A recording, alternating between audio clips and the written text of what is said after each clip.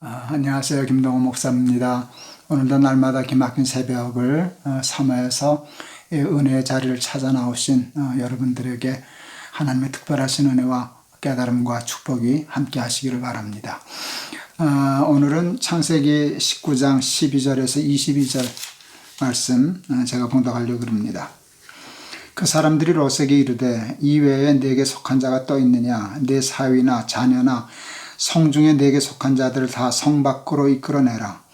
그들에 대한 부르짖음이 여호와 앞에 크므로 여호와께서 이것을 멸하시려고 우리를 보내셨나니 우리가 멸하리라.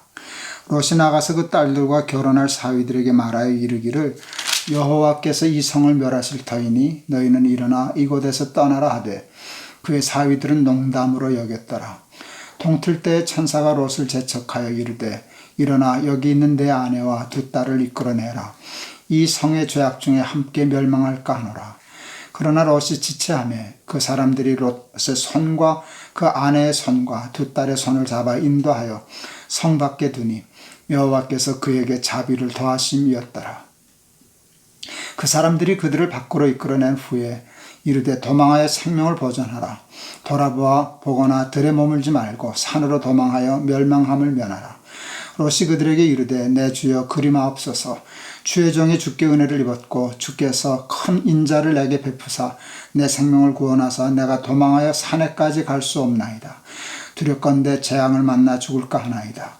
보소서 저 성읍은 도망하기에 가깝고 작기도 하오니 나를 그곳으로 도망하게 하소서. 이는 작은 성읍이 아니니까 내 생명이 보존되리이다. 그가 그에게 이르되 내가 이 일에도 내 소원을 들었은즉 내가 말하는 그 성읍을 멸하지 아니하리니 그리로 속히 도망하라. 내가 거기 이르기까지는 내가 아무 일도 행할 수 없느라 하였더라. 그러므로 그 성읍 이름을 소알이라 불렀더라. 아멘. 우리가 잘 아는 소돔과 고모라를 멸망하실 때 롯의 가족을 구원해 주시는 그 말씀입니다. 하나님이 결국 소돔과 고모라를 멸하시기로 작정하셨습니다. 그 일을 시행하기 전에 천사 둘을 보내셨습니다. 아브라함의 조카 롯이 성문에 앉았다가 어제 아브라함이 했던 것처럼 그들을 잘 천사를 집으로 영접하고 대접하고 또 저들을 보호해 주었습니다. 그와 같은 섬김을 통해서 롯도 매우 귀한 정보를 얻게 되었습니다. 되게 보통 정보가 아닙니다. 생명이 달려있는 구원의 정보였습니다. 그런데 객관적으로 생각해 보면 좀 황당해 보이고 순종하고 따르기는 그렇게 만만치 않은 정보였습니다. 하나님이 소돔과 고모라를 급히 멸하실 터이니 너희는 이 성을 당장 탈출하라는 것이었습니다. 그것도 급히 당장. 그런데 롯은 그 떠나는 게 쉽지 않았습니다. 롯은 많은 재산가였지 않습니까? 그것을 다 버려두고 평생의 삶에 달린 모든 것을 순간 다 버려두고 그 명령에 순종하여 떠난다는 것이 쉽지 않았습니다. 그런데 롯은 하나님의 천사를 통하여 얻은 정보를 믿었습니다.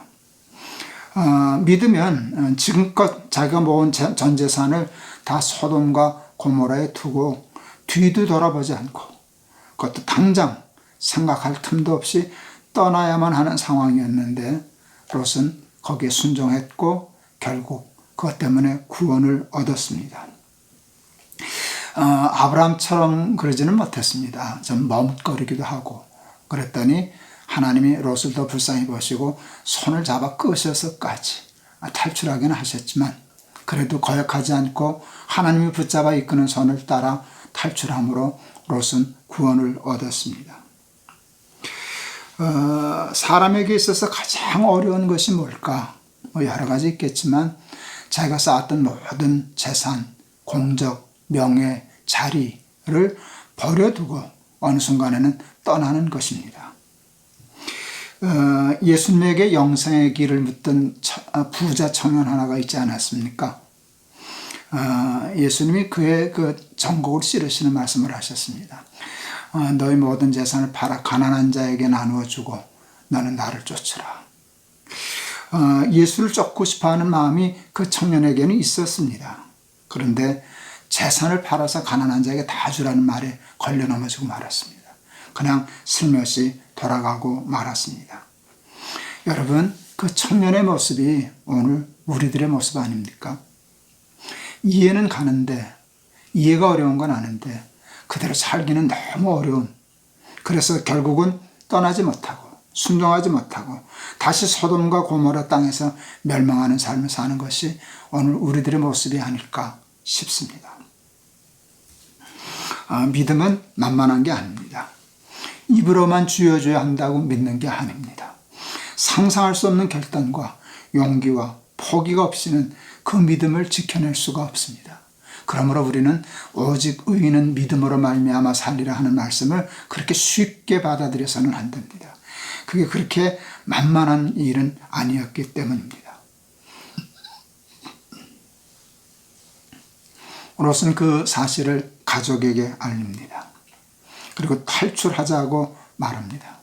그런데 롯의 사위들이 그 말을 고지 듣지 않았습니다. 성경에 보면 농담으로 들었더라. 구원의 말씀을 농담으로 듣는 사람들. 제가 영락교회 부목사 할 때 이제 부목사들이 주일 저녁 설교를 이렇게 돌아가면서 하곤 했었습니다. 우리 선배 목사님인데 그날 하셨던 설교 중에 한 구절이 평생 잊혀지지 않습니다. 그 내용은 뭔가 하면 사람들이 하나님을 무시한다는 겁니다. 롯의 사위처럼 하나님의 말씀을 농담으로 듣고 그런다는 겁니다. 다 하나님의 말씀을 무시하는데 예수 믿지 않는 사람만 무시하는 게 아니라 예수 믿는 사람들을 사실은 무시하면서 산다는 겁니다. 그런데 교회 다니는 사람과 안 다니는 사람의 차이가 있기는 있답니다. 그 말이 안 잊혀집니다. 예수 안 믿는 사람들은 노골적으로 무시하고 우리 예수 믿는다고 하는 사람들은 은근히 무시한다고. 정말 그렇습니다. 흘려듣습니다. 듣기만 합니다. 그리고 어리석은 부자 청년처럼 되고 맙니다. 천사들은 롯에게 소돔과 고모라를 탈출할 때 머물지 않는 것은 물론이지만 뒤돌아보아서도 안 된다고 말해 주었습니다. 제가 참 좋아하는 말씀, 누가복음 9장 62절, 제 생에도 큰 영향을 주었던 말씀, 쟁기를 잡고 뒤를 돌아다 보는 자는 하나님 나라에 합당치 않다 하는 말씀이 여기에 해당되는 말씀일 것입니다. 그런데 롯의 아내가 그만 남겨둔 어마어마한 재산의 미련이 남아 뒤를 돌아다 봤다가 소금 기둥이 되었다는 말씀이 오늘 읽은 본문 뒤에 나오지 않습니까? 우리가 잘 알지 않습니까? 사도 바울은 빌립보서 3장 13절 14절에서 이렇게 말씀하십니다.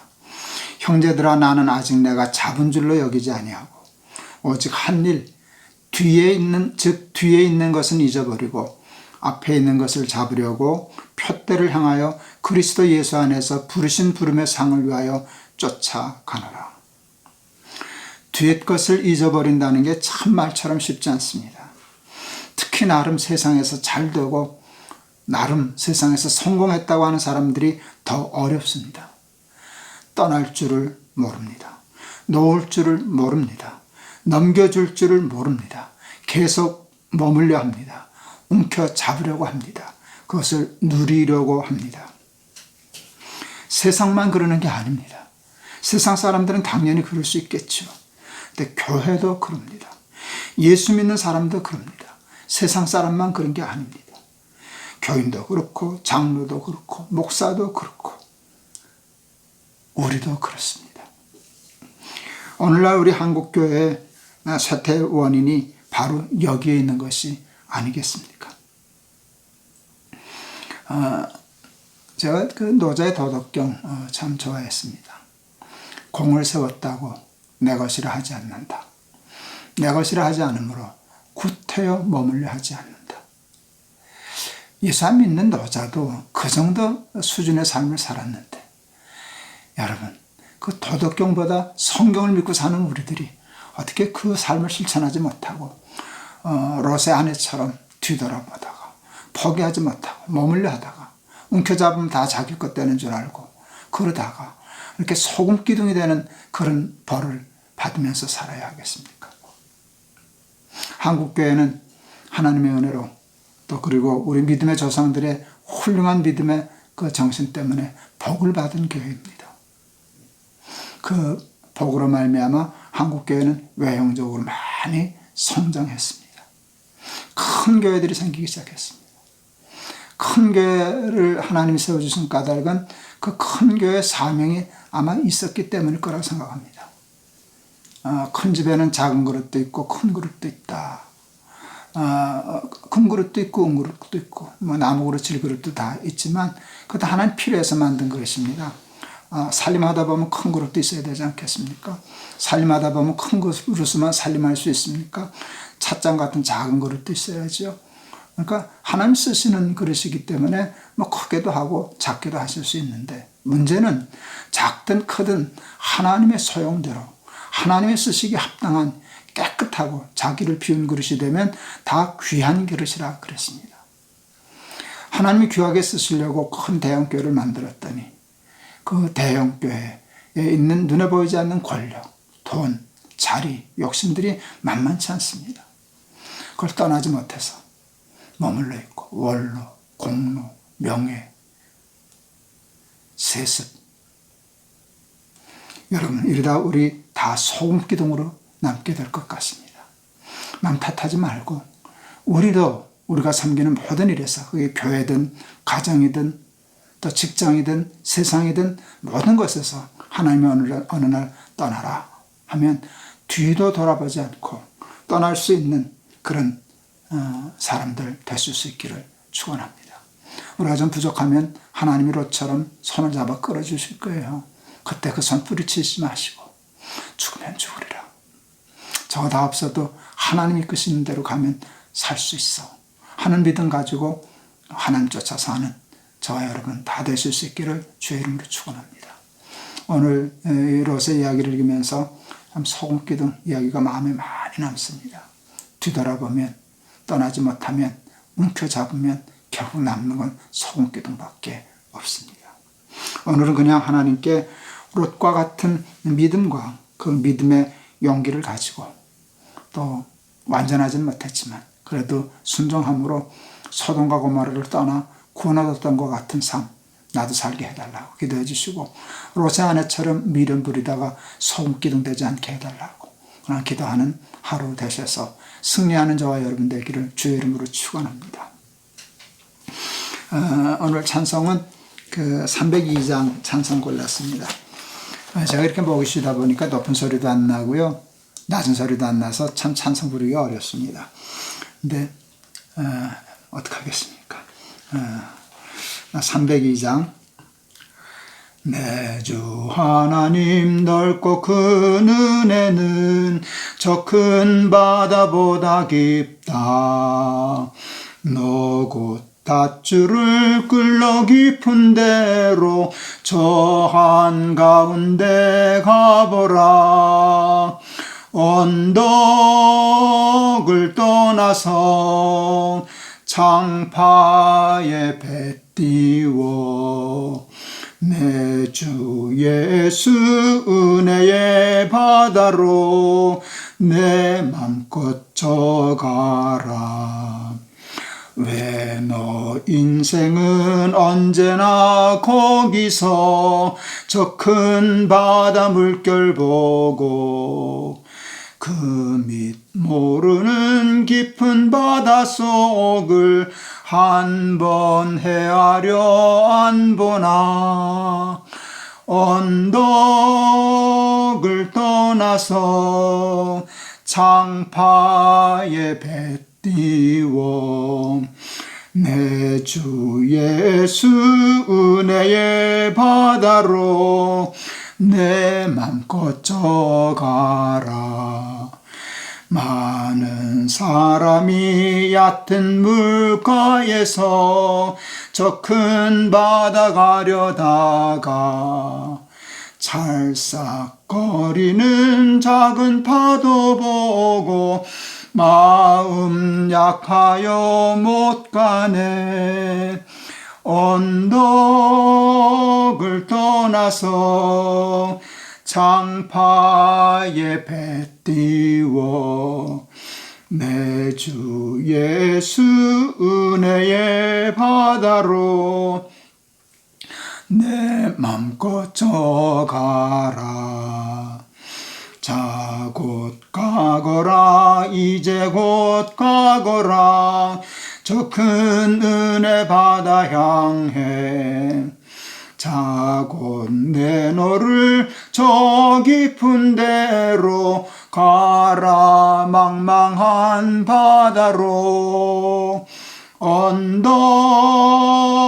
떠나서 장파에 배 띄워 내 주 예수 은혜의 바다로 내 맘껏 져가라. 우리가 머물고 싶어하는 그 대단한 것들은 그냥 언덕입니다. 그 언덕을 떠나지 못해서 큰 은혜의 바다를 경험하지 못하는 것이 우리의 가장 큰 어리석음인데, 언덕을 떠나서 창파의 배를 띄우고 은혜의 바다로 헤엄칠 수 있는 저와 여러분 되기를 축원합니다. 기도하겠습니다. 하나님 감사합니다. 오늘도 말씀 주셔서 고맙습니다. 아브라함의 조카 롯이 소돔과 고모라 떠나는 것이 쉽지 않았지만 결국 하나님 손에 끌리기도 했지만 따라 순종함으로 구원을 얻었습니다. 롯의 아내는 두고 오는 재산 너무 아까워서 뒤돌아보다가 소금 기둥이 되었다 하는 말씀이 참 우리 마음에 와 닿습니다. 정말 우리가 그렇습니다. 우리가 누렸던 모든 자리들, 권력들 떠나지 못하고, 교회도 그와 같은 욕심으로 차지하고 있다가 떠나지 못하고 원로, 공로, 명예, 자리 보전하고 세습까지 하다가 한국교회 소금기둥 될까봐 두렵습니다. 하나님, 우리들이라도 정신 차리고 모든 것에서 본토 친척 아비 집을 떠나 하나님 지시할 땅으로 가라 할 때 순종하여 떠났던 아브라함처럼 그렇게까지 못하면 하나님의 손에 끌려 구원 얻었던 롯처럼이라도 될 수 있게 하나님 축복하여 주시옵소서. 예수 그리스도 이름을 받들어 기도하옵나이다. 아멘. 오늘 방송 마쳤습니다. 오늘도 좋은 하루 되실 수 있기를 바랍니다. 내일 또 뵙겠습니다. 감사합니다.